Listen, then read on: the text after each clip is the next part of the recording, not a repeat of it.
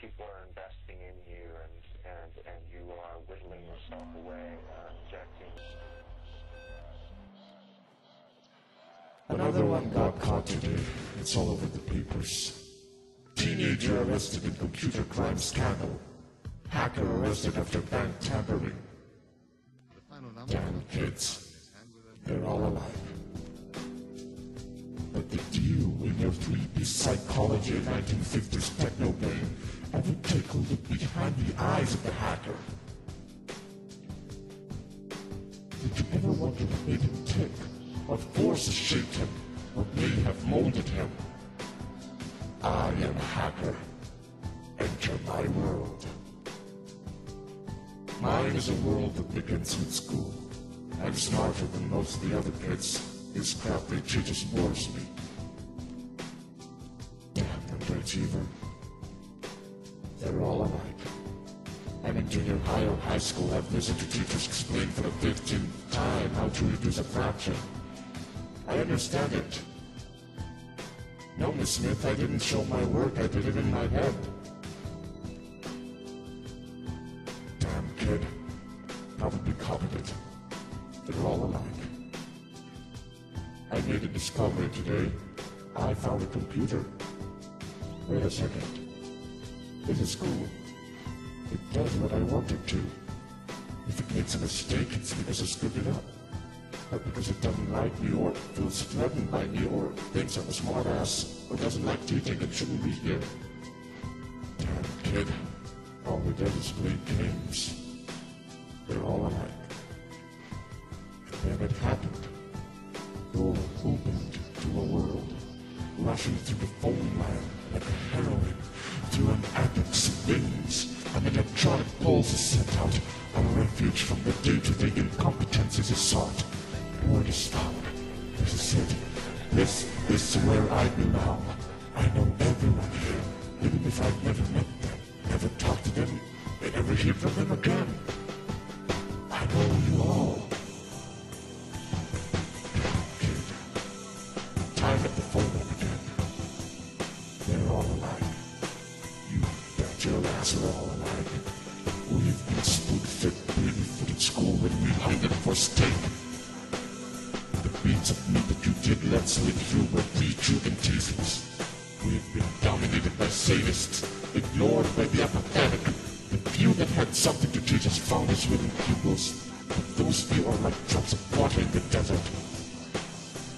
This is our world now. The world of the electron and the switch. The beauty of the broad. We make use of a service already existing without paying for what could be dirt cheap if it wasn't run by profiteering gluttons, and you call us criminals. We explore and you call us criminals.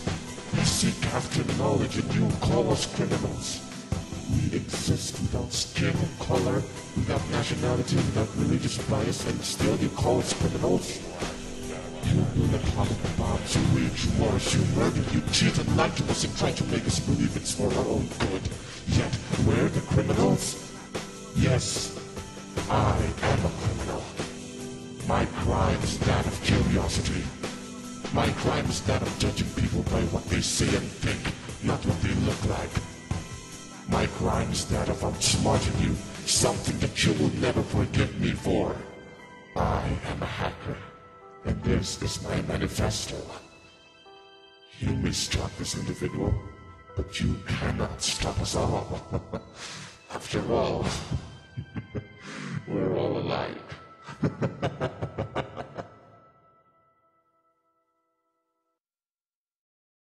Certain drugs that, I mean...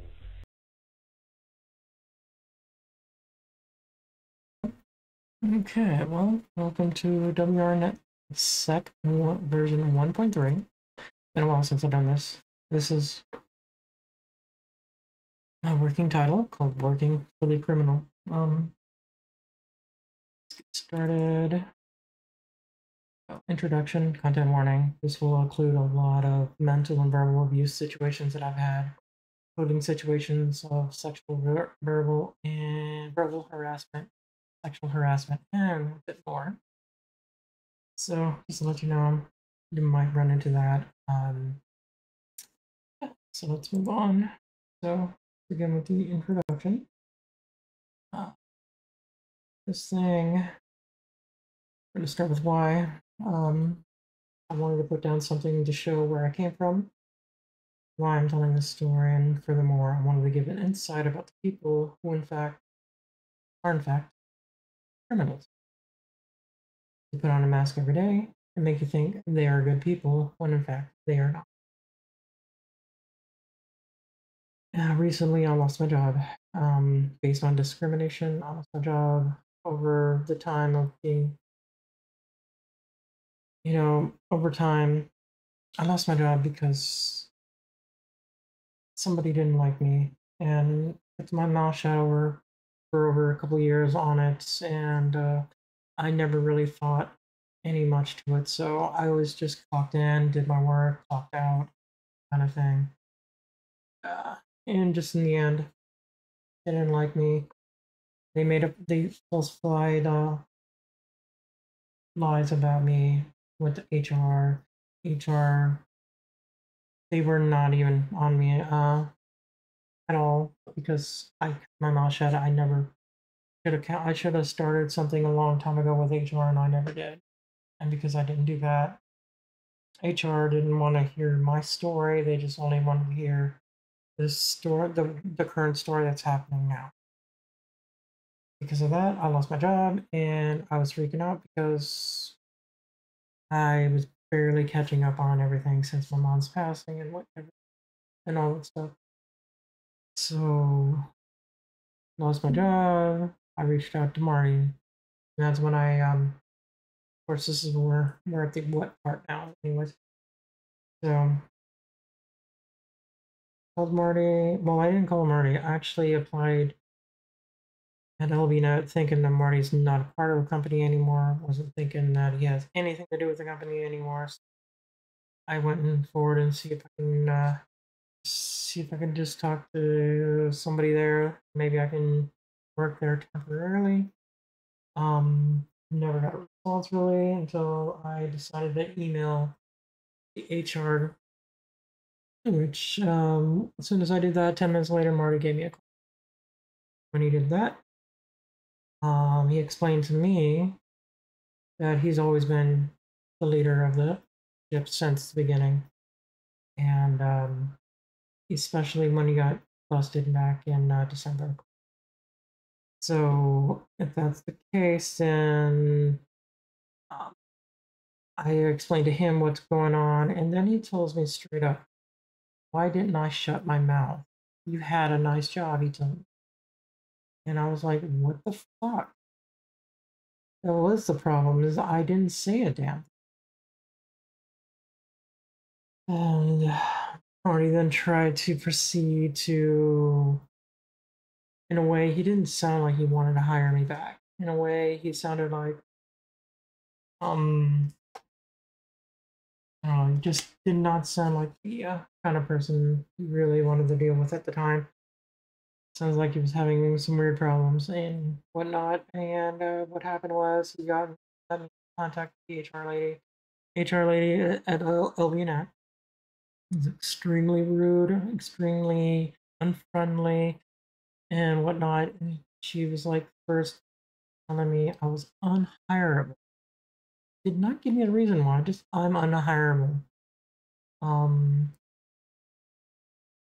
then I guess Marty was trying to say, give me a shot anyways, and they proceed with one interview, and I tried to interview it a little bit, but they were still rude as hell and would not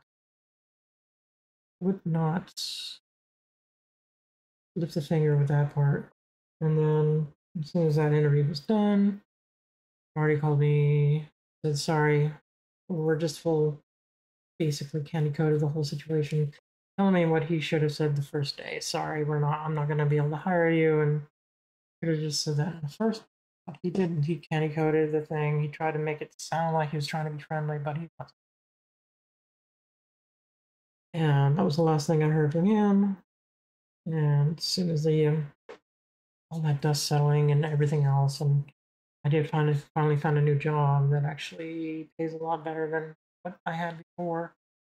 has much better environment and everything else. So, and then what really hit me in the head was recent Elon Musk did a thing with Twitter and the Twitter buyout, and the whole thing he decides to just rebrands it to X, basically stripping away anything that was Twitter. Now it's all X, and X used to be his original company. So I'm thinking I've seen this kind of situation before, and this gave me an idea for the content here we see here. I can finally bring back my WRNET SEC podcast. So with that being said, my little background is where did I come? In a nutshell, I was born and raised here in Vegas, but I moved around a lot. Always borderline, close to being homeless all my life. And, I never really had anything. And the things that I did have is I barely get to see because they ended up in pawn shops to begin with.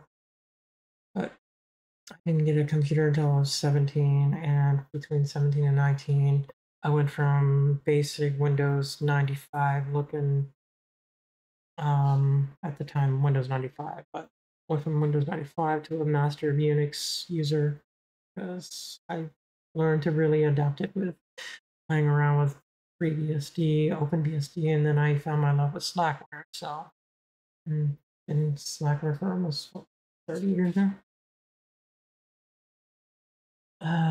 But regardless, it's like I'm basically coming from nothing. And if you read my book and whatnot, you would understand that before I started with LVNet, I took them over during hacker wars that was going on in the late 90s, early 2000. Ethically, I actually went in there, I cleaned it up and patched their systems up and whatnot. So to think about it, at the time, people were getting busted, but they were also having rags to riches stories. And like I see it all the time. And especially now, I'm like seeing a lot of people having huge stories. And I'm like, well, this was a big hack back then. So the time, and I was like thinking maybe this will be my success story. Maybe this would be it. But instead, I went from rags to riches to a rags to what the fuck story. So let's go down to yeah. So with the background being said, Vegas born, and borderline homeless throughout my life. So it's like coming from nothing, trying to go to something, and that was the whole point of LVNet. So the brief history of LVNet was it was like I had a few podcasts before. I mentioned them about me. I meant about how I took over them back in the day, and I even create this whole story was basically the great chunk of my story in my book. If you don't know my book, it's on VegasHackware.com. It's on Amazon. If you have yet, Amazon. There's special deals for ebook reading. It's all on there. I put it as cheap as possible. If I can hand it out for free, I would. But I'm trying to get my name out there, so try to get my story out there because it's not just a story about me. It was also a story about my family as well because my mom was here. She would be proud about that story, kind of thing, because it did highlight a lot of our family in that. But anyways, I wanted to put down a story of how a lot of this mental abuse against me, a lot of verbal harassment and verbal abuse towards me, it even bothers me until this day. And I didn't really realize it until talking to Marty recently. And then all the stuff was happening. And then I'm like hearing stories about, various mental abuse issues like Darvo and gaslight and stuff like that, stuff that I've actually been through. I'm like, oh my gosh, a lot of the stuff I've been through. So, a lot of the story, I am not under any way of NDA with them because through 2000 and 2007, I was working for them, but I was doing it under the same goes for 2011, 2012. I was basically under the table. I'm basically working, well, from 2000 to 2007, I wasn't even getting a check. It was all, in a way, it's hard to really explain that. It's more like an intern story, but it's more like a deal gone horribly wrong. It was like at first it was supposed to be I work for him, he pays my bills here and there. Um, anything that got me in the front door kind of thing. And from there, it was like, let's see, in a way, it ended up being after time, I ended up getting one of his credit cards. I was able to start buying my dinners with that. And I also did between 2000 and 2007, I was doing a lot of, I'm at work by 8 o'clock, 9 o'clock in the morning, and not going home until like maybe 1 in the morning to sometimes 3 to 4 in the morning. And still get up the next day and be on time, if not a little bit late, but still, go home, take a shower real quick, and come back and work all day. And that's when I wore multiple hats in that. At first, it was just installations, but then it became installations for DSL and then help desk calling. I took a lot of help desk calls, mainly because dial-up issues all the time. And then I started taking over Windows administration, Linux administration. I started doing Windows engineering, and Linux engineering, software engineering kind of thing, and started applying more cybersecurity rules and guidelines inside place and try to keep them as secure as possible as I was working. I was trying to build policies and guidelines throughout the area, even though nobody listened to me, kind of thing. But when I say it's primitive times back then, but let's see, about 2001-ish, we finally moved from his Mark One tower apartment. That's where we're working from, to the connecting point building that was finally finalized. And inside there, I guess the first part of the mental abuse started. Mental abuse slash harassment started in around that time. What happened was, well, I was undiagnosed at the time, but I was having a massive health problem with cancer, and I didn't know. But one of the things is flatulence, uncontrollable flatulence, which means I was farting like crazy all the time, especially if I eat or drink anything. It was just bad. So, so one time, Marty just started calling me G-Funk because my first name at the time started with G, and because sometimes funk goes with bad smells or funky smells instead of the whole gangsta era, gangsta funk kind of thing or anything like that. It was nothing to do with the G-Funk era kind of thing. Even though I was listening to the music back.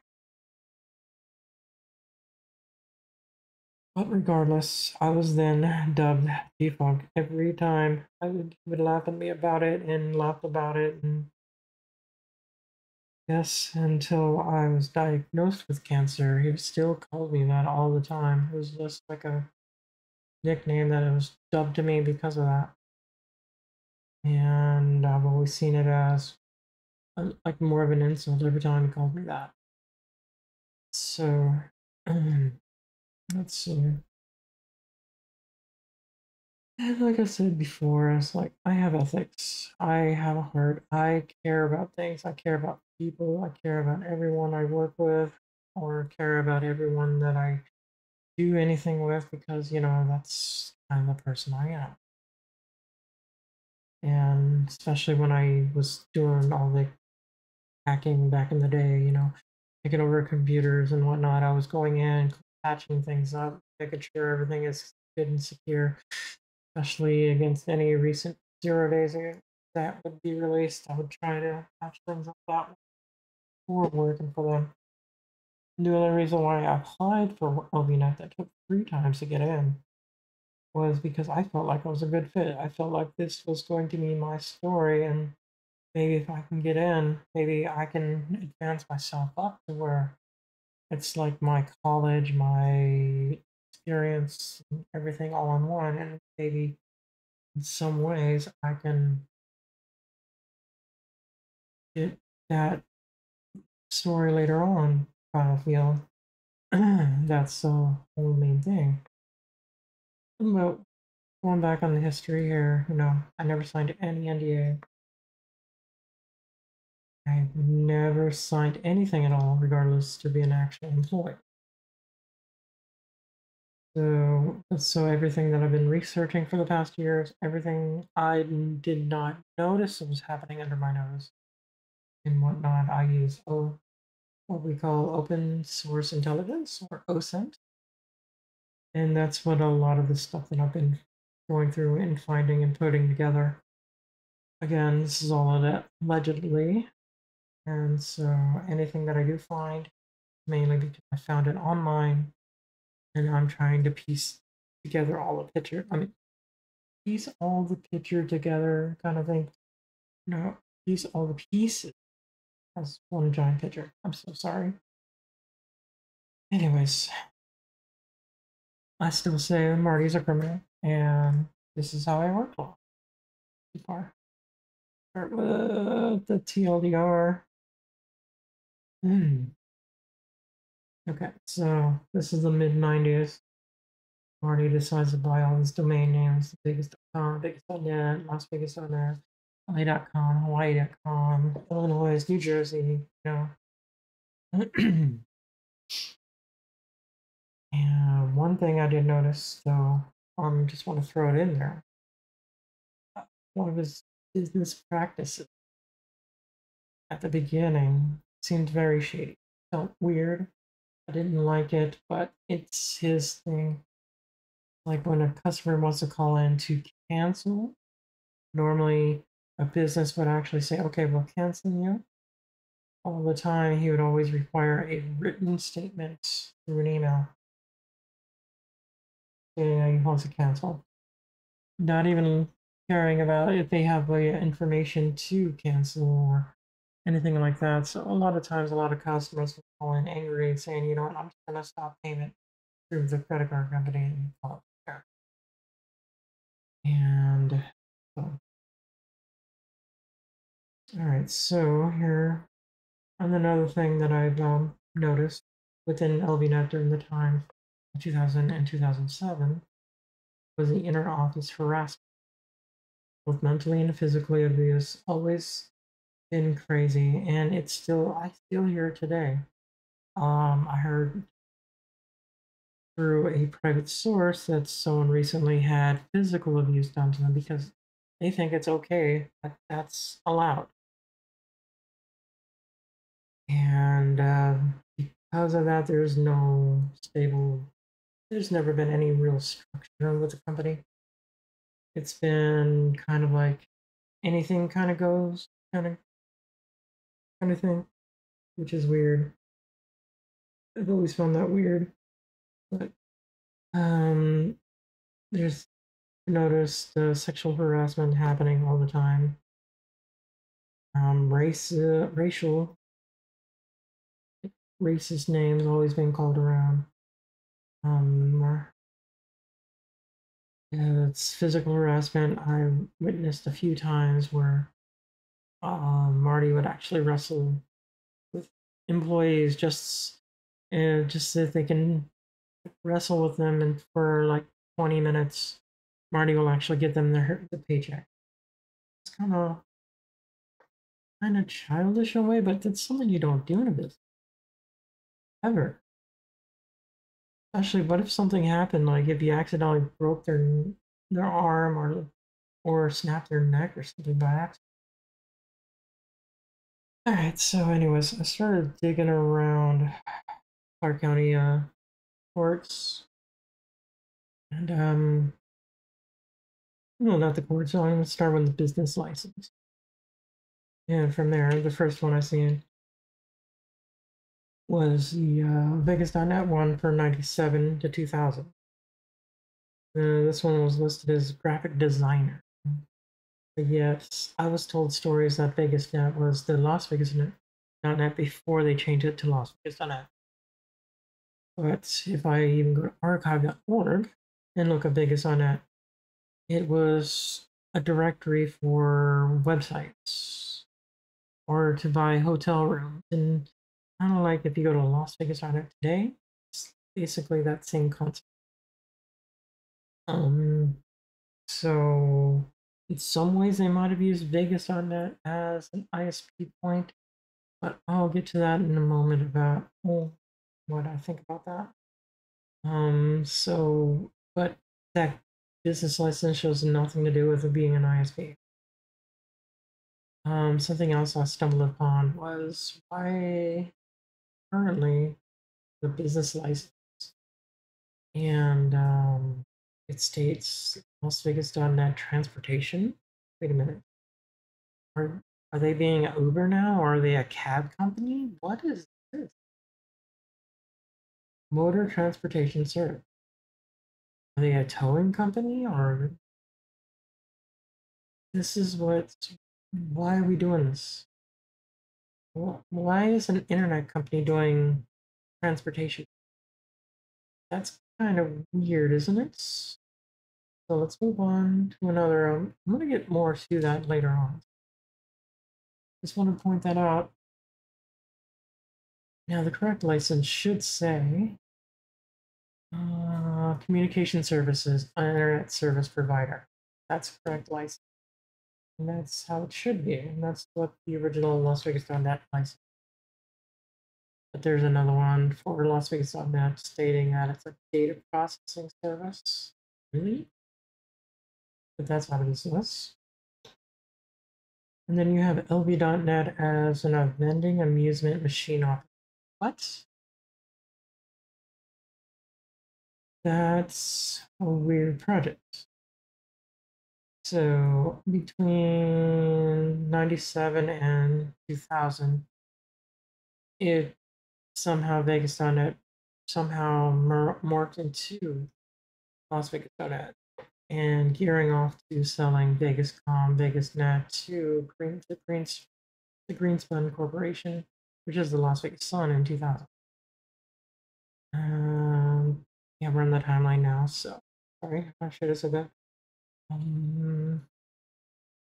There's one thing I've noticed was it took some digging for a while, even though it says today that LV.net is Marty's Corporation, LLC. He's the prime owner of that one. But back then, CJ was the actual owner of Las Vegas. It was the actual name on the business license back then. And the reason being for that was, and I was told stories on how bad Marty's credit was with how bad Marty's credit was back in the day. And because of that, he had to put that in CJ's name as the actual owner. But I think so. The way it sounded like was Vegas.net. He was trying to start that one up as soon as Eastman Computers went out of business. And because Vegas.net was in Marty's name, it was more of a failure than it is successful as Las Vegas.net was becoming. So the reason why, that's how I'm speculating why Vegas.com and Vegas.net got sold off, because they weren't in Marty's name and he had such a bad name already. And and so he had to go with a different name. And so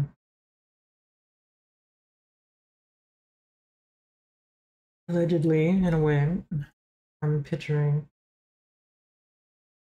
wrong code connecting points at the time, about 97, 96-ish, somewhere around there.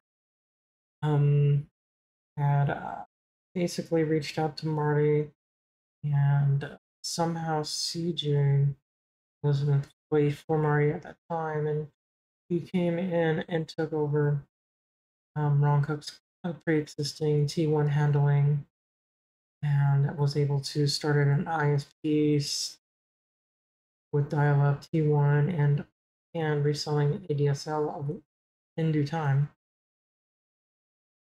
So on that point, he was starting to sell and basically starting to do ISP work starting from there. At the same time, 97, 98, CJ's my age. He's, we're both 17, 18 at the time.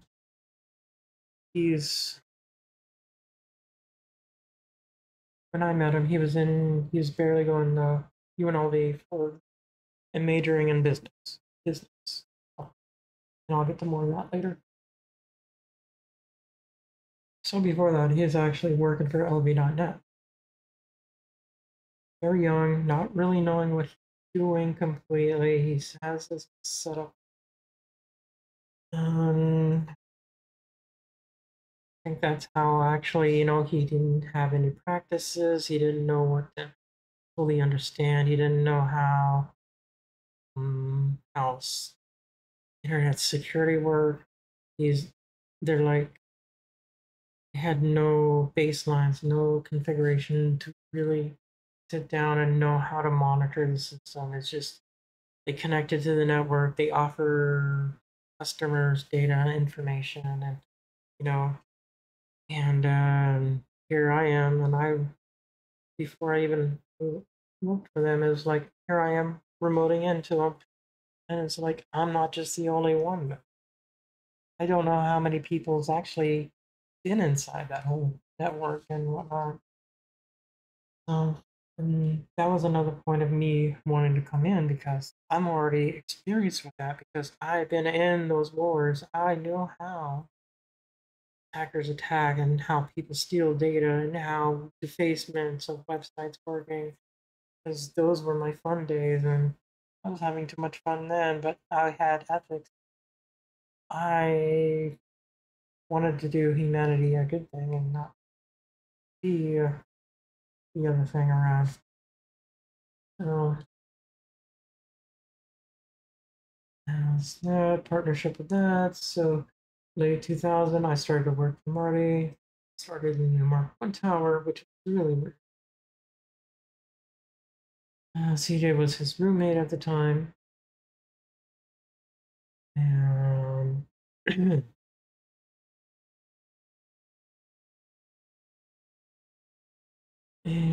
and so that's 2000.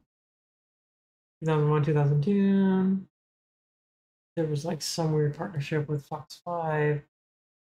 When Fox 5 leadership changed over, that deal broke. So there's been, I remember doing a website for Fox 5, Las Vegas.net. That was a weird one. 2001, 2002, he sells LA.com, find LVNet more, even though he already had a little bit of funding from Ron Cook's side. 2002, he does buy out a first major business called Landwaves. So he acquires technology. He acquires all their clientele, all of them around town, all these who do contracts, everything else. But I've noticed that within the 3 to 6 months, after that transition time of bringing all the technology in, everybody speed with the clientele and whatnot, he terminates those other employees from Landwife and dissolves the whole Landwife's name in the beginning. And because Landwise was basically falling out of business, they kidnapped, which is I can totally see, because at the time, Fox Cable is already a freaking monopoly in Vegas. They had the highest speeds to begin with, and DSL was kind of catching up, but they're like being extremely expensive too. So then you had LVNet doing this as an offering, which worked for a good thing, but they offered way too much money, in which I still to this day don't see how they can actually compete.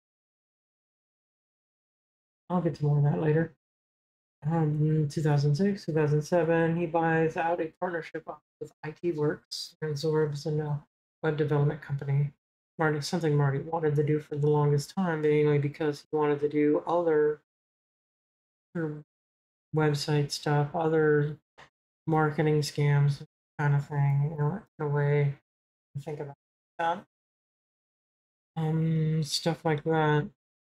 So he fires mostly guzzling employees at the time, but he does keep hiring only felons at the time, uh, expiring, if not expired, green card holders. But he does try to bring in Nick Phillips of IT Works as a partner, or at least that's what I heard and speculated. That kind of pissed me off because at 2007, I was supposed to be a partner already, and we'll get to more of that later. Alright, so back down the timeline. 2007, 2008, he buys Mirrorlinks, he absorbs that client, fires employees to sell pain. Seems like a big thing that keeps going on and on. Something else I found was 2011, he purchased Cheetah Wireless. If you go down LasVegas.net, you can, and if you open up your Wi-Fi, there's open Wi-Fi for LasVegas.net, but you have to pay per minute. It's kind of bullshit scamming kind of thing. But it's really dumb. It actually replaces the dial-up services for the dumbest tech calls alive. But in 2016, the original owner of Cheetah Wireless was suing LV.net. Looks like they were suing because of breach breach contract and other claims. So it looks like Cheetah Wireless has won over $1 million for that one. So good for them. Even though I didn't really like Mitch Gonzalez to begin with, but alright though. Sometime related to 2010, 2011, he later became a second location called DC2, which was off of Casino Center. Really nice little building. Then he bought DC3 and something called DC4, but I don't even know what happened to DC4. Rumor had it that he bought it and somehow he lost it. But DC3, another recent rumor that I heard was it was the massive. They converted that whole building into a huge Bitcoin farming facility, which was supposed to open up for third location, but instead it caught on fire and it kind of just being used as a storage location and has been forgotten about for many years. And then sometime a couple of years ago, he bought out that dead dealership off of Karen and Eastern. He mainly stores cars into. Basically, I just realized he actually made a business. Like they call it the Las Vegas.net automotive something. I'm like, why? But yeah, when I talked to Marty, he's storing all the cars that he has purchased, apparently like old cars, and has like this huge warehouse of cars now, and he stores it all into this dealership that he bought. And it's not even a dealership; it's like another rundown building. It's all boarded up kind of thing, and yeah, it's kind of lame. And I guess he bought a hotel in 2017 and dubs it Las Vegas.net Hotel. It's in a very bad location, and it's ran down. And it was supposed to be promised to be up and running couple of years ago, way before the pandemic even started. But it still even ran down now. Never been worked on. I think it's being used for like more storage. Sometime in 2009, he actually bought a company called Las Vegas Magazine and dubs it LasVegas.net magazine, which is really funny as I've noticed on Amazon. You can buy like the first 3 years of the magazine for like $20 a magazine. It's so stupid.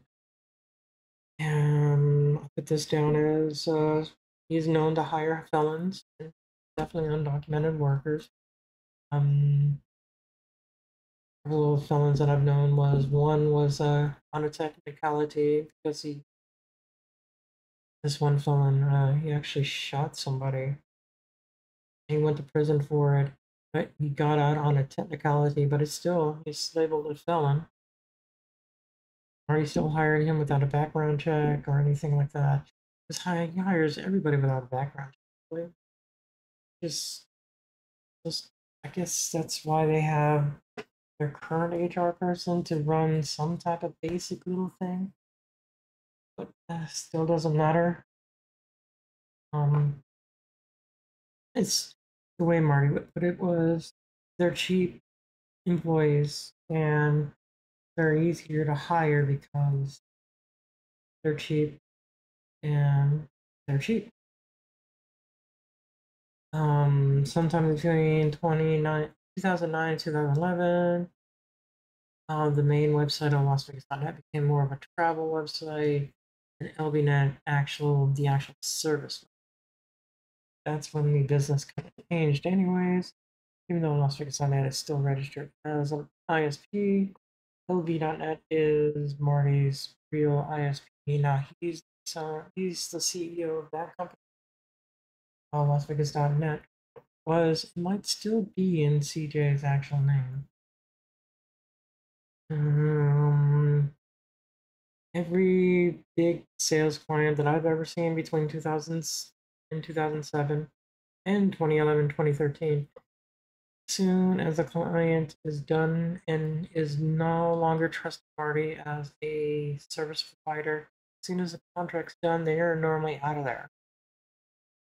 Sometimes Marty would piss them off good enough to a point where they'll just go ahead and cancel their contract and do whatever is sooner because of that.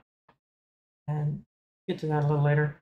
I already discussed about the DC3 and DC4. Now, here comes my little take. I'm like thinking recently, is LBNet a pay-to-win company? Or is it like everyone else is saying, it's actually nothing but a front? I mean, here's things I put down in the bullet point. Is one, nobody really takes marketing seriously. They really don't. I'm like, you got basic. I mean, they've been open since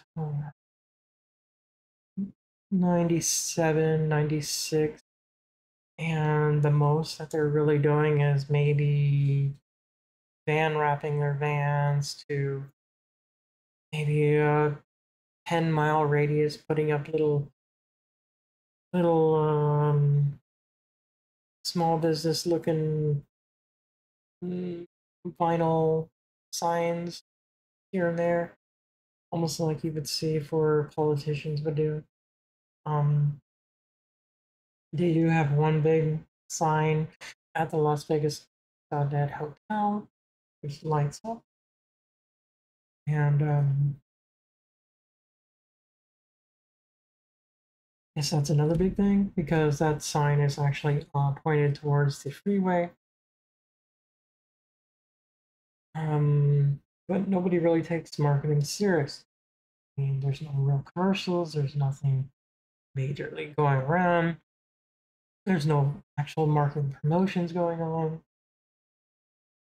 And then it goes on to my next bullet point, which is they don't take competition seriously.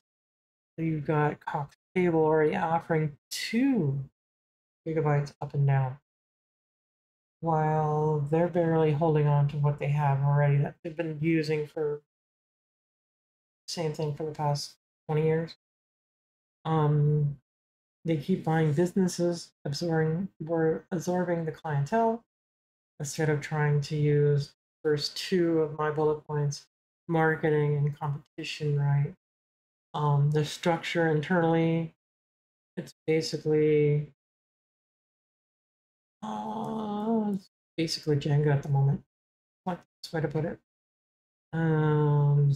Basically just set up to really just to keep the lights on. The key players of the company that I've always heard. One actually calls it the internet, the Walmart of the internet. This they create fake personas and attempt to market it through network leaks, but even though they're trying to do what they think is best, but the thing is they have no background in marketing to begin with. And what they don't understand is they've leaked major cybersecurity information of customers' information and other things as well. They don't even know it. And because how bad their marketing stuff is, it's very cringe. Anybody will never take it seriously because how badly cringe they are. What else is there? And it's just, I don't know, it's horrible.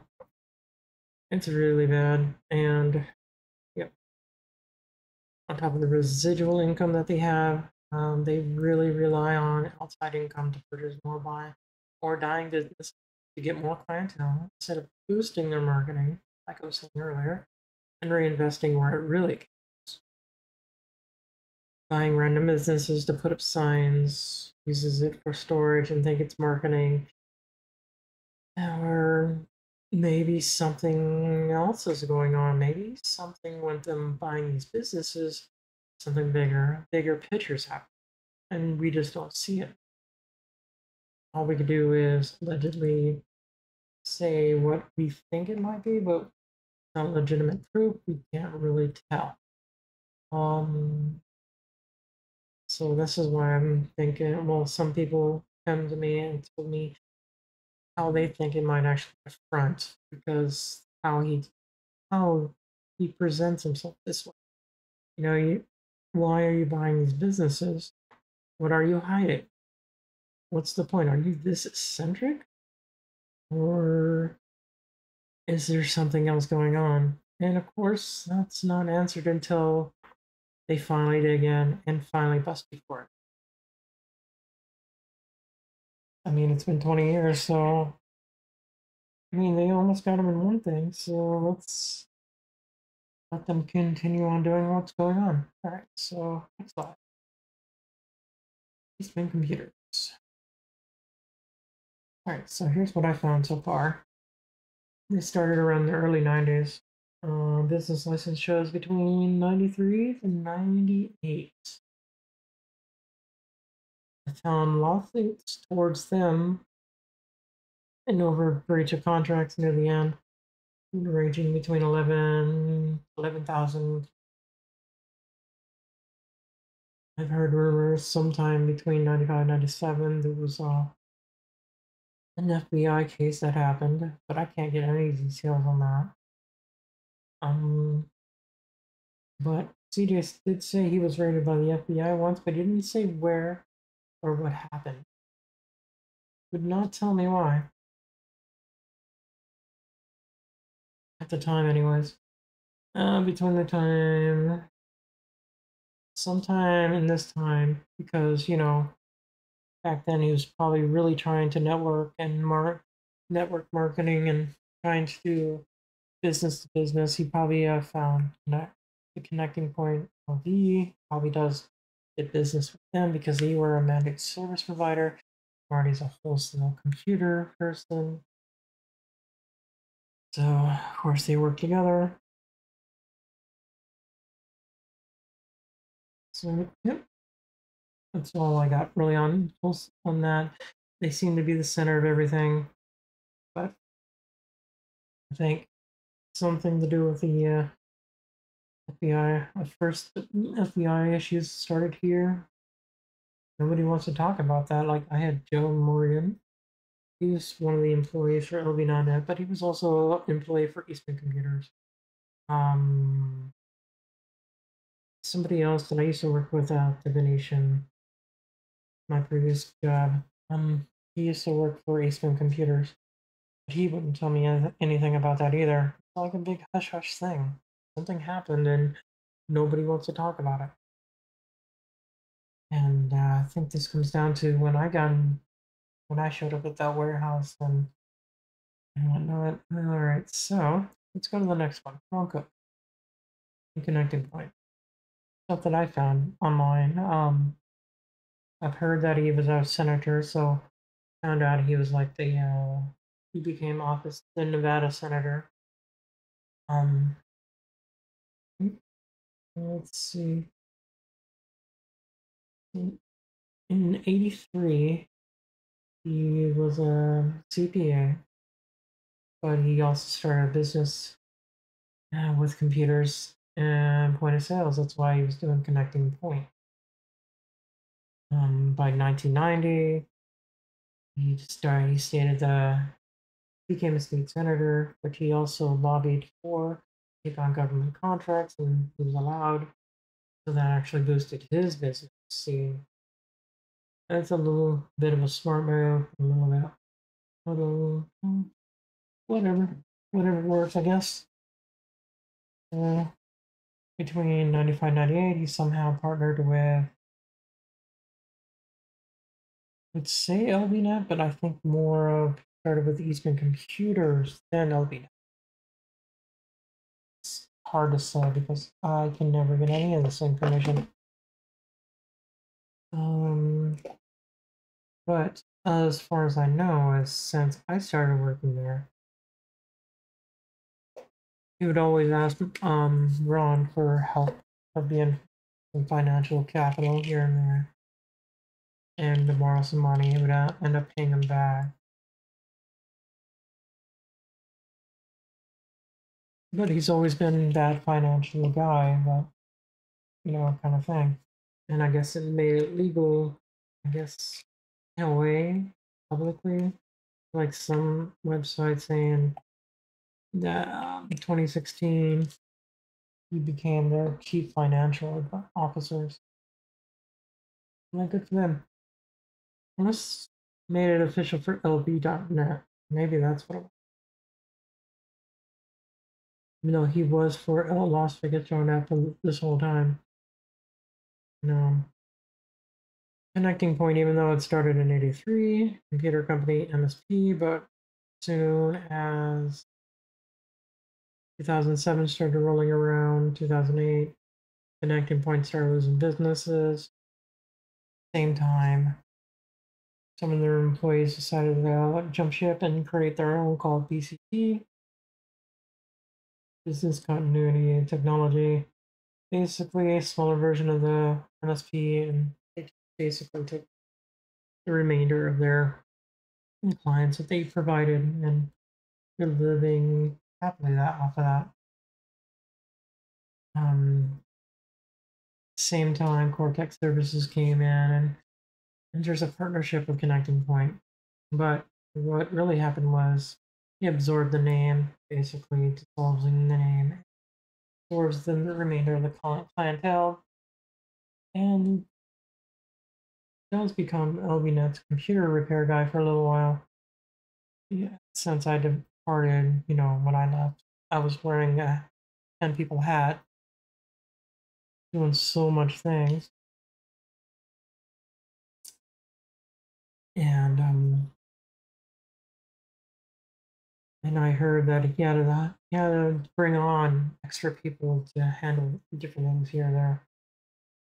Mainly because I was building so many computers and whatnot. And he was giving it all to Cortec after that. And I didn't really like Cortec to begin with because they had arrogant people, and didn't really like there at the time. It's just, we should be on the same team and not being so arrogant with their own stuff, but whatever works, I guess. Alright, so, yep. Other things I witnessed in my time at LVNet was when Ron Cook would get angry. Oh boy, he would get angry, come in and scream at Marty on top of his lungs, see his head, face, and everything goes blood red. I've seen him do that to David Seaver and other people, just screaming on top of his head. He looked like he's about to blow a head gasket. Oh, freaking insane it was. That's pretty much all I've gotten on that one. Now, for the fun part, CJ. On paper, he's the owner of, was the owner, or may still be the owner of Las Vegas.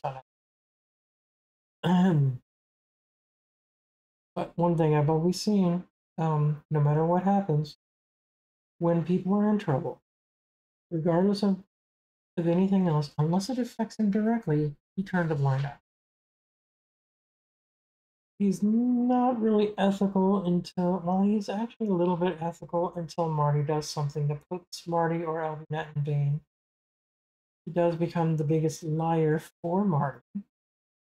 I mean, I have a Reddit post posted on Wisp where it says Vegas Wisp arrested, offices raided.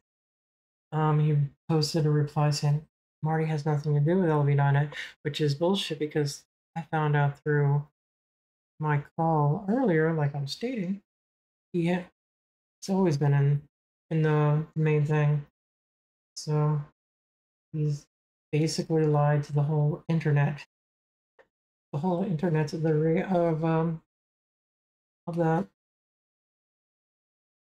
And yep, and this was posted on 1/01/2023. So he's totally lying for Marty. So that was my proof of the lie. I've noticed that, he went to school, UNLV, to study and major in business. It's cool. Okay. That's great, but he does really horrible business. He has bad ethics. He does bad practices with business. He knows really nothing about business market, networking, and marketing. He's extremely cringe when it comes to marketing. I've noticed that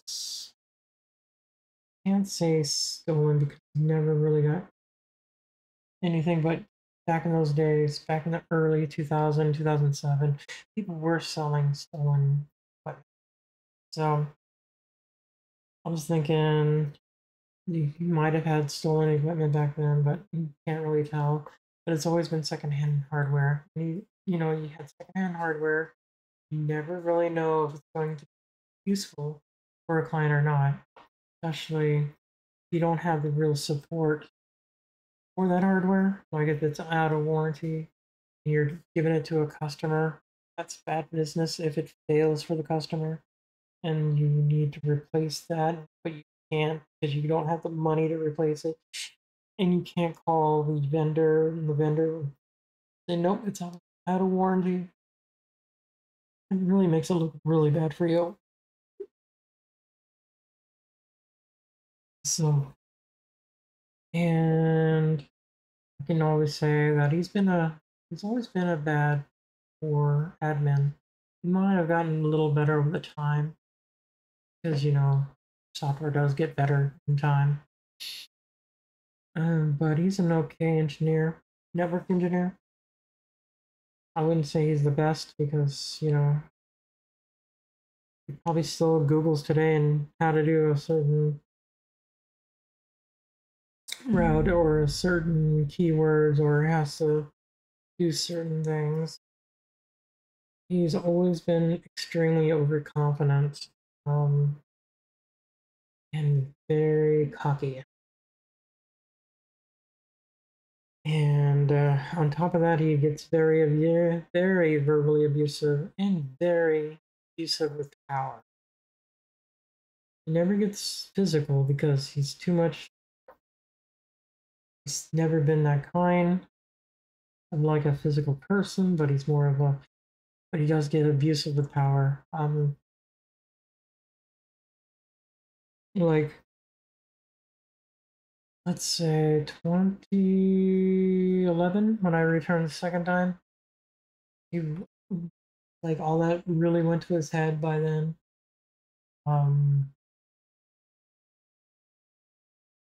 I guess he was like going around stating that if you don't do this, you're going to be like a, what was it called? I don't remember what it was. One term he said, uh, I'll write you up for insubordination if you don't do this like right now. And he would say it so meanly and verbally, and you looked so angry all out of nowhere. I'm like, fuck, dude. But yeah, which I have no idea what happened then. Alright, one thing that still goes on is like, you know, like back in 2000, 2007, he probably still does it here and there, but he used to play these weird, typical harassment style pranks. Like 2002, it's Christmas time. He decides to put my number on a fake website, fake company, and actually went out and printed a bunch of paper and went through a whole neighborhood putting on a whole show of Christmas lighting and rated everybody badly. And because of that, I'm like, I didn't get really calls until after I went to the hospital. And people are like stating, oh, why did I get this kind of thing? I'm just like getting hundreds of calls a day. While I was in the freaking ER throughout the freaking month. It was crazy. It was like in the ER. It was like he did that while I was sick. Alright, well, here's another thing to put down on the list is he attempted to build a side business, or in the midst of the economic disaster of 2007 to 2009, but it does die off in time. Basically, it's supposed to be a disaster recovery, and they were supposed to use some parts of LVNet or not SpecNet at the time. So on Reddit, I'll probably convert this whole document into my blog later on, so you can actually see all the images and whatnot from this. And on top of that, when I'm talking about cringe marketing, let's look at this person. His name is Brock Bites, which is actually named CJ, and he created this whole fake persona of him massively cringe. And if you look at any of those videos, they seem like they've been written 20 years ago, and he's barely like uploading them now, kind of thing, which is weird. And it feels like it's been made for PBS kind of recording. Really bad. But it is what it is in a way. But I've always found this to be not good. If you have no faith and trust in your own company to be you, so they see you as that face, knowing that you showing that you trust your own company. I don't know.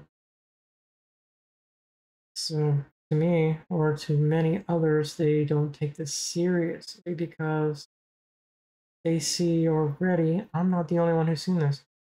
They already see that this Brock Bites person, or CJ, Charles Sadler, is not serious about his company. Because he's not serious about his company, and he has to hide behind Brock Bites for this. He's also, have no faith for your own company. And that's bad. You know, I've always seen that as being bad. And on top of that, if you go through their videos, there's actually customer data leaked in there. There's actually information about structure is actually leaked there. Stuff that shouldn't be leaked. And, you know, if you're gonna try doing marketing, maybe you should start taking classes in network and this type of marketing. Other than that, I would just say stick to freaking network engineering.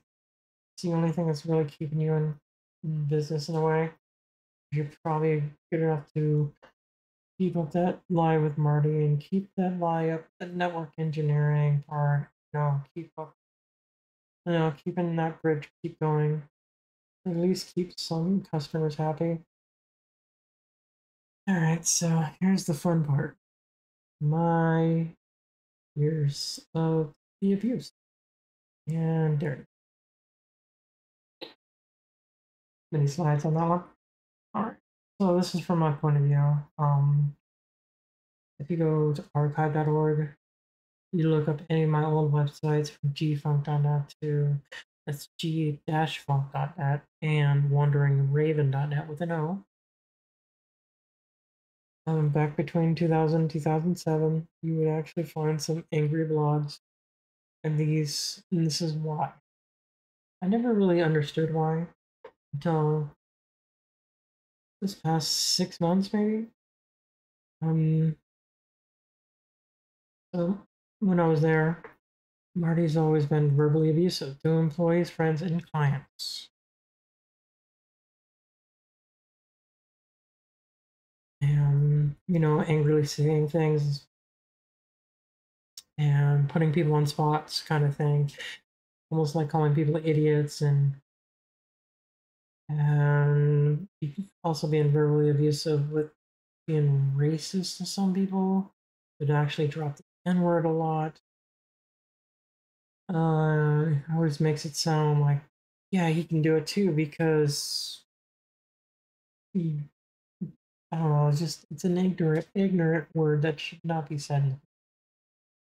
And he's definitely the wrong color skin to be saying it to begin with. And yeah, and he drops it like it's like an everyday thing.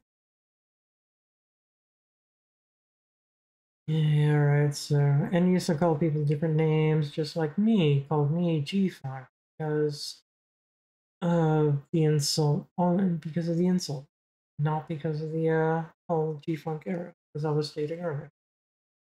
So, let's go to the mentally abusive part. I would say he's been known for gaslighting me on false promises. What Marty has been doing was gaslighting me, believing me that I will be a partner or get a good percentage of the company when it's sold. And so, because of that, that was like hanging a carrot in front of my face as he keeps as he keeps dangling in front of me and I can't reach for it. But he made me believe it. And I'll get to that in a moment.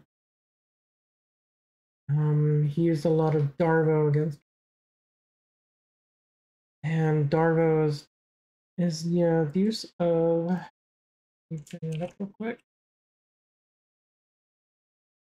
Darvo is a deny, attack, reverse victim, and offender. And we'll get to that now. So, at the beginning, as I stated before, I used to bring bills in for Marty to pay because I wasn't getting paid money. But this is how he would put it. He would like, I would put the bill on his desk. He would pay for it because I worked for him. But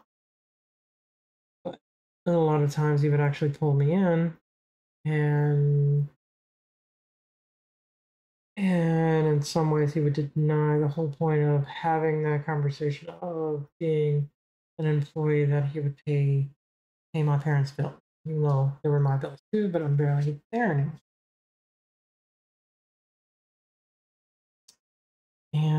because he was denying, wanted to deny that, he was denying that in any way that he was actually, that, I guess in a way that denying that I'm an actual human being. So on top of that, he's also reversing everything around, stating now my parents is ones who are attacking me, and all of a sudden I'm the victim in this whole thing. And my parents are trash in a way, making me believe that, you know, my own parents are trash people and they're the ones trying to take money away from me when I'm not making money to begin with. So I'm like, I never really understood, but it was like more like that's how he did it and how he was like trying to throw it in there that and the reason why he has to be my financial advisor and money handler that he forcefully wanted to put on me because he wanted to protect me from my own parents and always given me the lies that if he gave me money or gave me a paycheck that I will never have money, that I'll never have anything saved. I will always give my money to my parents and they'll be the ones living off of me. But how does he know any of that? He doesn't know my life nor my situation. But I didn't think about that at the time because he was also throwing it in there too. So I'm also gonna make you a partner one of these days. We're gonna be, you know, I'm gonna make more. I'm gonna give you this huge percentage of the company when it's sold. You know, stuff that you really want. You know, and every time we do that, does that. But every time I discuss later down the line, I just started discussing money topics where he always wanted to deny that he's a bad money handler, that he's the best money handler that I ever have.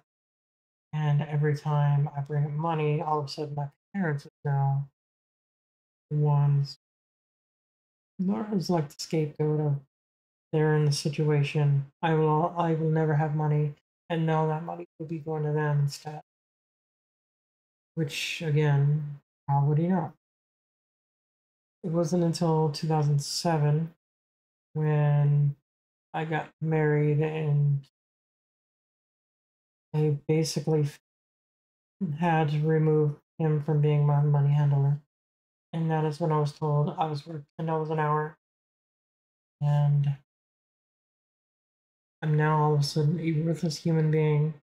And any money that I did save, gone. Apparently I blew it all. And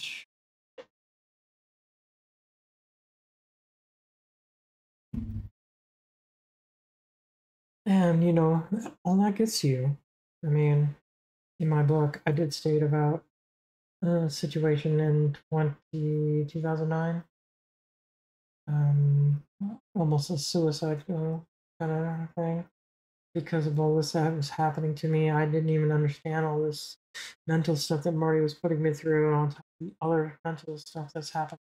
I just couldn't handle it anymore. Other mental issues that we're having during that time, let's say 2002, I wanted to get my first car because I learned how to drive thanks to Marty's family and Michael McGee at the time. But when I wanted a car that I would feel comfortable in, something I would enjoy day in, day out, he was like, no, we're going to put you in one of these. We're going to put you in a Jeep Wrangler. We're looking for a Jeep Wrangler because I have one and they're easy. They're easy to replace, easy to take care of, and you'll always love the sun. No, I don't. I hate the summertime here in Vegas. And I don't like having top downs on cars and stuff like that, but it is what it is. So we basically argued over a car for like 6 months. until he says, "Here, I'm getting you this car, and if it runs good, you're having it." So I'm like, "Fuck, dude, that's not the car I want. Whatever. Let's just give me a car so I can just get rolling." That's when I got my first Geo Tracker, which is not really a bad car, really, but it had problems already. Now here's the fucked up part was 2006. Well, first things first is 2004. Well, 2003 had a rollover accident. 2004, we won a long battle with the insurance company. I was awarded 50,000. I was strong armed to sign over that check to Marty, stating that he's going to use that. And I was his financial advisor and everything else. And he was going to, we're going to use that money to buy a house with. And then he borrows the money for investing in v1.3 at the time. And then goes back to one of these situations I had to where 2006, it was a really bad time of buying houses. I was looking at houses far enough away where I wanted something a little newer. I wanted something cool, something I could share with the whole family with. Because at the time I was thinking, you know what, I'm just gonna bring my family with me anyways. Ready to move out on my own. And at the time, and everything is gonna be peachy green. Especially if I can get partnership at the time. I was thinking partnership too. And after the long battle, the only way I really lost it was I went to the Philippines in 2006. Took a 3-week vacation. And just before I left, I had to give him a power of attorney. And behind my back, he bought a house off of Spencer.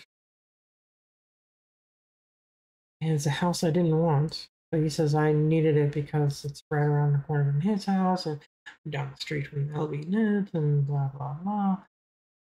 And, that's that. And he has, all this whole time, he's like sitting there still dangling that carrot over my head. So, the other things that I know about him that he's always been very secretive. He's never really been forthcoming about things. He's always leaving people in the dark. I mean, one situation was he called me up one day in 2003, says he needs help moving something. Just come here. I'm over here now. I'm over at this location. Hurry up. I want to get this done quickly. And that's it. He wouldn't tell me anything else. He wouldn't tell me the name of what we're doing or how we're doing it. Oh yeah, I walked into the warehouse. I had guns pointed at my head for 3 hours. The whole FBI situation right there. And he was buying vodka. He was buying a whole crate or a whole pallet of vodka. That's a lot of vodka. I think there's a lot more than that. Looking back, he had a U-Haul, big U-Haul. He was loading up, I think, a few pallets, really. He might have already had a few pallets already in.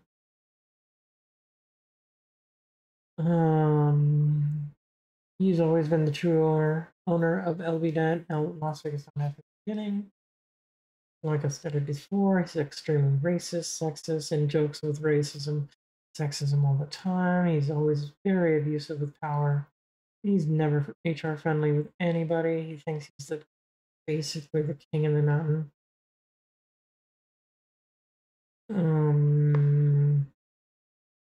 He's always had massive traffic problems. I mean, I even found some details already stating that he's like in Arizona, you can't really convert a speeding ticket to a traffic ticket like you can here in Nevada. But in Arizona, he was caught over doing something over 85 miles per hour in a zone. Yeah. But here, get caught doing that all day and still get converted over to a parking ticket. And he has a massive problem with that. He has massive burning people for doing that.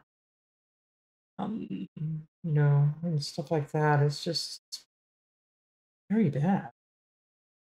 I mean, you don't respect for other people, especially on the road. It's always in a hurry. Is always trying to get across town last minute. Driving 60, 80 miles per hour really fast all the time. I don't know, just crazy. He has been physically abusive.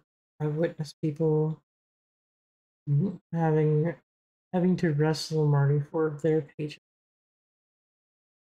And it's a weird thing to see. I mean, granted, they have friendships to be like that in a way, but I don't think the other person that was being forced to wrestle Marty wanted to do that. They just wanted to get paid. And then I found something recently, and it's still open. Battery, domestic violence of strangulation. Apparently he strangled somebody or was in strangulation. I don't know what's going on there, but that's really scary. This happened in 2007. Yeah. Only, but it's an offense and it still says open. Yeah, that's 2007. Huh. Wow. What a time. Yeah, exceeded 85 miles per hour in Arizona, 2018. Date received. I think this was, oh, that was 2008. So here's some red flags that I've noticed. I'm gonna jump down to the red flags because that's all that weird stuff. 2003 was the FBI raid and whatnot. Like, what is he doing with pallets of vodka? Why? He doesn't even drink. But yet, I remember seeing days before he was looking up like these liquor and how to selling pallets of vodka and whatnot. And I didn't really think of it until after this happened. He never really apologized to me about it, so I mean, he put me in harm's way. He had the FBI held their gun to my head for 3 hours. It's an AR weapon. All I had to do is flinch and I'm dead. And yet I just was spent nearly 7 years fighting cancer, and here I am about to die to a vote. Thanks to this fucking asshole, right? Another red flag that I didn't really pick up until recently is like, you don't really know until you start really, see the movies. You see things always happening. It's always in club situations. And you don't really think about it until maybe this is how Martin found somebody was through clubs. Somebody wanted to sell something, steal some goods. And so he met him through the club. That's how he found basically the whole vodka situation. I think that's how he found him. Figured he can make a quick dollar this way. I'll use that, and you don't care who he sets up to get it done. How he does it. And, basically people are just pawns to him. Apparently I'm just a pawn. I mean, I'm a nobody, right? Came from basically a nobody. I'm still technically a nobody. It's like, but I know my worth now. Back then I didn't. Why do you technically sit there and you did that, Woke me up and he knew that he's moving something that's not legitimate. He doesn't have a liquor license. He's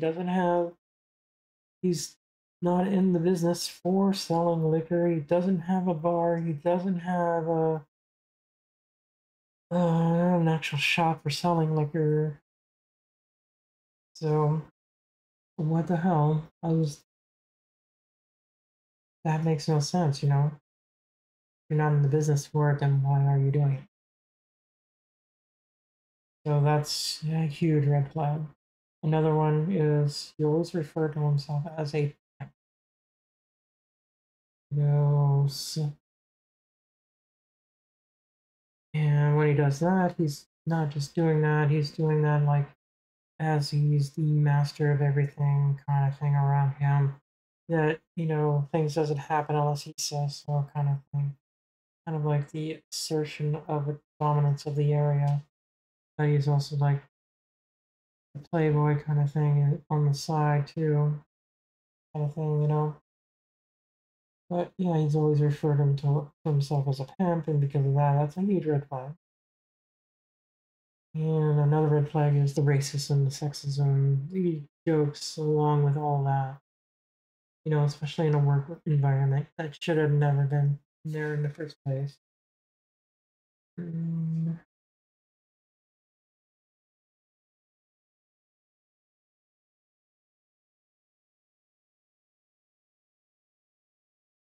it's just always consistency, whatever. Always harassing various employees, anger harassment with verbal harassment, and because of this stuff and this verbal abuse and whatnot, and physical abuse, mental abuse across all employees, they think it's okay to do the same thing. And because of that, it becomes a toxic situation throughout the whole organization. I mean, I heard recently that someone got physically attacked, but nobody wants to do anything because even though they have proof, they're laughing it off like nothing's ever happened because everyone is basically family in a way, even though that's not the case. And because of that, people are picking up that there's um you know, that it's okay. It's okay to physically harass people. It's okay to sexually harass people. It's okay to be racist against one another. Um, and that's how the environment is, or what? Maybe still is, but that's how it was. And it's sad. It really is. He always drove fast wherever he goes. He never really drives to the speed limit posted, especially in school zones. He would probably go through at about 100 miles per hour. I mean, he has, and he's been in trouble for it too. I even heard a rumor once that he actually hit and killed somebody and still got away with it. Worth speeding kind of thing, but he really has zero ethics for employees, clients, and anybody else really. I mean, if you're a pawn to him, you're a pawn to him. So if you're worth money to him, he will use you until you're done. So now, between the times of 2000 2007, I was doing some things that I shouldn't have been doing. I really wished I didn't, because like this is the fraud. This is why I'm really calling him the criminal, because he had me change dates on insurance cards so he could defraud his traffic tickets, change dates and times on emails so he can defraud clients and or traffic tickets. Um, he always had me lie for him when people needed him or needed him for money or looking for him for money. So I've always had to throw lies. I had just had to make up things on the fly sometimes, just so he cannot be found. He's always wanted to, instead of buying software for the clients, he always wanted to use pirated software so he can save an extra dollar. And once he found out I was doing the football cards for DirecTV, because in a way, I wanted that because I had that carrot in front of my nose. I was doing cards for him then. And so I ended up doing cards for him instead of for myself because I was having fun with it, and then it became a chore once he came around, and then just somehow, in some way, over time, I just gave up, stopped doing it for them. Alright, so, and the recent case, recently, I mean, this explains everything of what I'm saying tonight. As I open it, four defendants arrested for a multi-million-dollar fraud and money laundering. I mean, this is Marty's MO right here. Let's see. At least in or about April. Alleged indictment unsealed today, April 2021 through at least June 2021.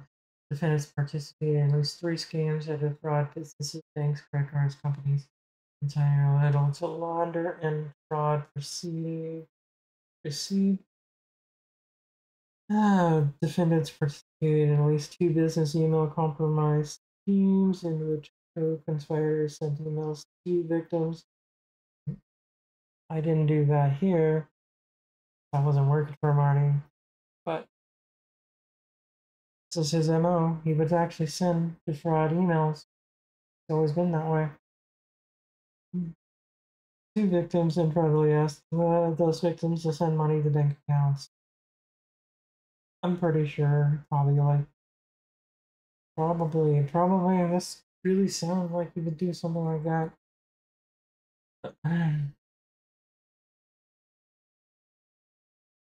As a result, he is the victim of this compromised scheme sent wire transfers worth money. That's a lot of money. Bank accounts. In which the majority of which the defendant's bank accounts spent stealing that money, send it in proper proceeds and transferred fraud, converted it into cryptocurrency, more Bitcoining. Things froze, sort of recover though. Yep. Fraud is one of them.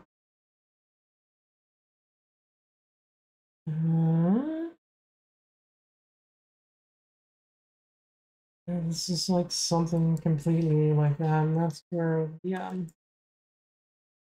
have one response on the one screenshot I had, which is on Reddit.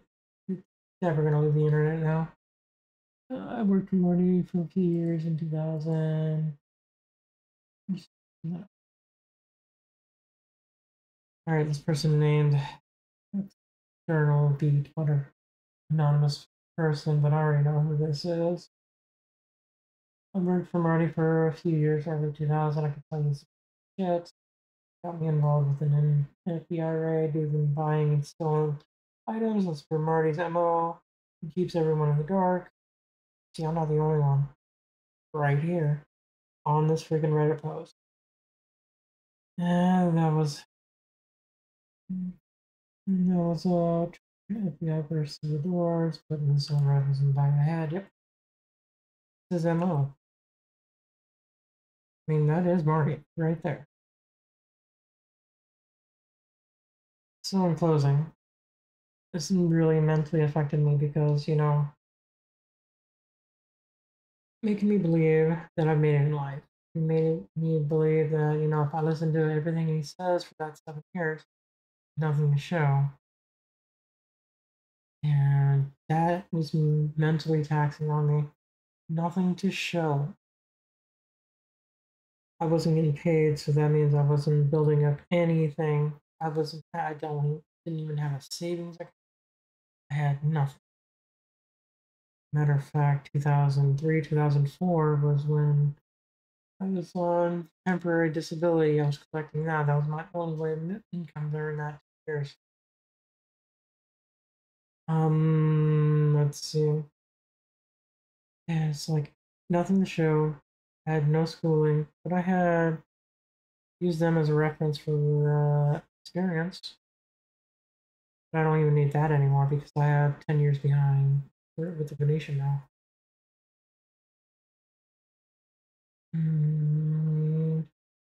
But yeah, nothing to show. I'd spent that whole 7 years, well, technically 8 years, working for that company and nothing to show.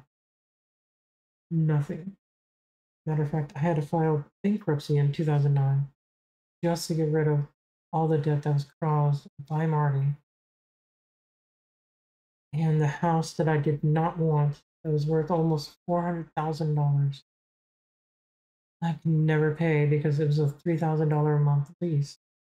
At the time, it was really hard. I couldn't make more than, I couldn't cover that at all. I even tried with roommates, it just would not work whatsoever.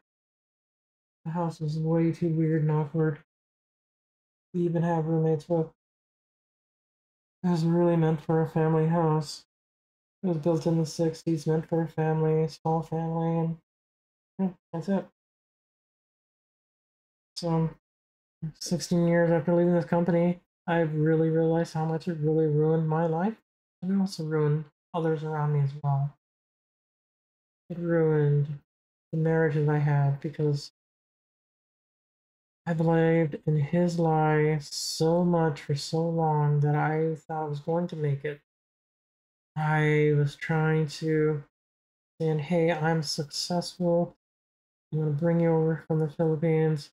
Let's start a life together. And she was a hookup from my family, my stepfather's brother's wife's niece. And of course, she was a fake person because she didn't stick with me either. But it's just how it was, you know? It is what it is. I was being told a lie that I believed the lie so much I was living that dream. But I had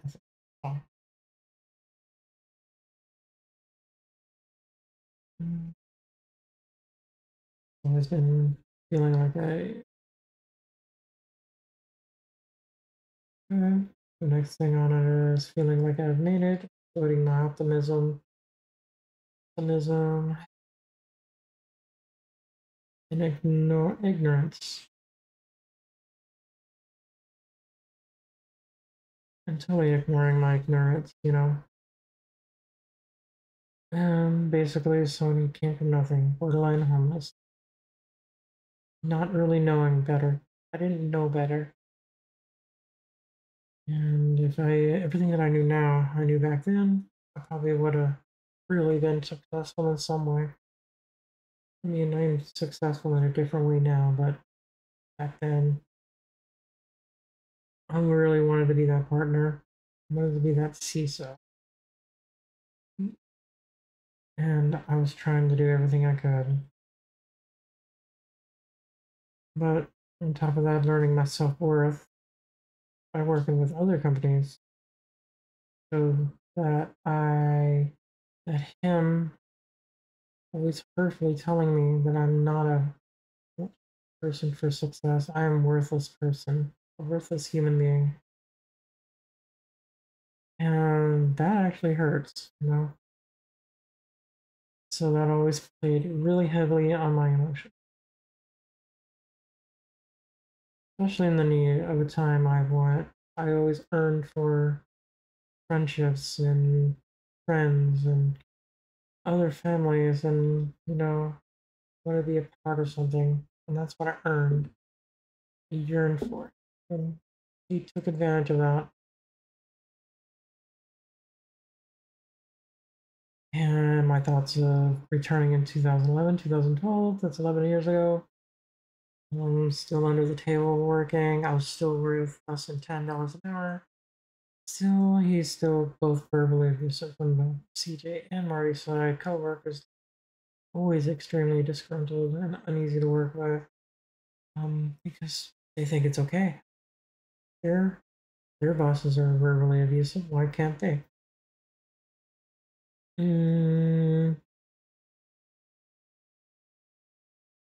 Anything I ask for anything or any promotions or anything or trying to step up in the company, I always get immediately denied.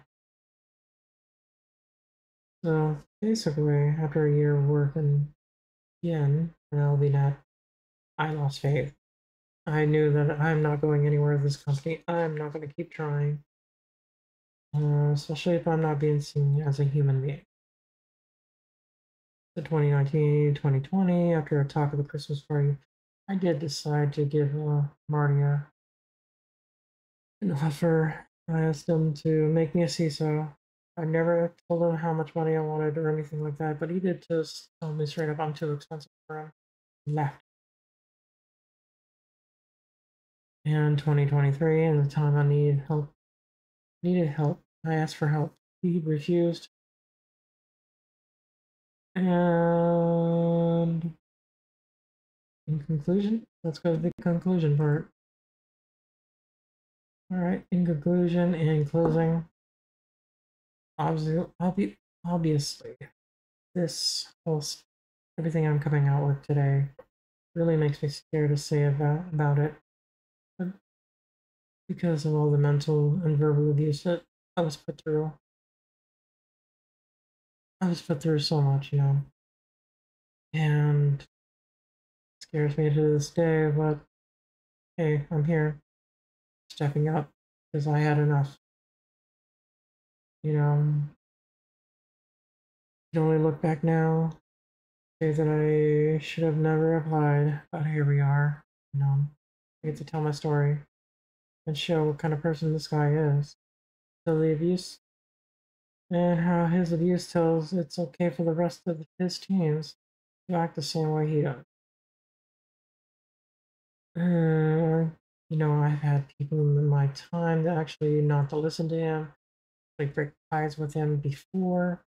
I should have. I really wished at one point, but I was stuck in that limbo of will I actually get what I seek finally? Will that day be today? That's how I was living it. I guess the best way to describe my situation is What We Do in the Shadows was the name of the show. You have the actor named Nandor. He's a vampire. You have Ilmo as his familiar. For over 10 years, Ilmo wants to become a vampire.